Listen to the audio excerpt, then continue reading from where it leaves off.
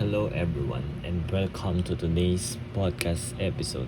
In this episode, we'll explore a key theme in Philippine history: the evolution of national identity. This topic is crucial because it helps us understand the development of the Filipino as a distinct identity, which didn't simply arise overnight but rather through centuries of social, cultural, and political evolution, shaped by both external forces and internal struggles. We'll dive into how this identity formed, the events that contributed to it, and how our readings in Philippine history help us reflect on its significance. To start, let's take a step back and think about the Philippines before colonization. Indigenous communities thrived across the archipelago, each with its own culture, language, and traditions.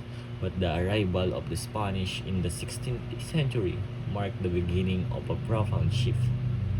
Spanish colonization radically changed Filipino society, pushing for religious, cultural, and political integration under a single colonial rule. This, however, wasn't about creating a Filipino nation in the modern sense. Instead, it involved controlling a collection of islands with different peoples and local identities. Fast forward to the 19th century with the rise of nationalism, particularly during the 1800s, Filipinos started to articulate a sense of shared identity. This period was pivotal as a Filipino intellectuals like Jose Rizal and Andres Bonifacio became central figures in shaping the collective consciousness. Our readings show how works like Rizal's No Limitador and El Filibusterismo challenge the status of quo and help foster the idea of the Filipino. Someone who could stand against colonial oppression and demand a united future, regardless of their regional origins. What's the significance about this shift is that during the Spanish era, the idea of a unified Philippine nation didn't exist. The Spanish colonial structure maintained an indirect control over diverse local kingdoms, allowing each region to preserve distinct languages and cultures. The fight for independence wasn't just about a collective desire for freedom from Spain. It was about forming an identity that transcended regional differences.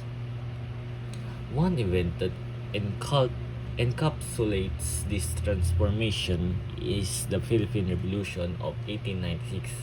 As discussed in our readings, the uprising led by Bonifacio and the Katipunan symbolized the birth of national consciousness. This was the point where Filipinos who had long seen themselves through the lens of their regional affiliations began to see their struggle as part of broader national cause. Despite the defeat of revolution, the idea of a Filipino identity had already taken root.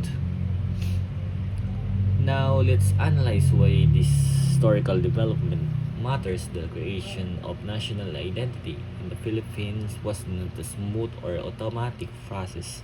It was messy, fragmented, and often contested. Even after Spanish colonization ended, the US took control of the Philippines, continuing to influence the national narrative. The complex layering of colonial and national histories continues to affect how Filipinos view their identity today. Personally, I find the evolution of national identity fascinating. It shows us how history can shape modern society, the way we understand what it means to be Filipino today is the result of centuries of external influences and internal debates. The continued relevance of these debates, whether we are discussing language, culture, or the ongoing push for true national unity, shows that the search for identity is still ongoing. Our readings really emphasize that national identity is not fixed. It's a fluid concept, one that grows and adapts in response to both external challenges and internal needs. The question of what does it mean to be Filipino, remains an often one, but our historical readings offer crucial insights into how that identity has evolved and why it continues to be such a key part of our national discourse. To wrap up, the evolution of Filipino national identity is a product of centuries of complex interactions between indigenous cultures and colonial forces, from resistance movements in the 19th century to the ongoing fight for a fully inclusive national identity today. Our understanding of what it means to be Filipino is continually shaped by history. As we continue to reflect on these readings, I encourage you to think about how we can contribute to a more unified yet diverse Filipino identity in the future. Thank you for listening to this episode of our podcast. I hope you've gained a deeper understanding of the evolution of national identity in the Philippines and how history shapes the way we see ourselves today. Until next time, take care and keep reflecting on our shared history.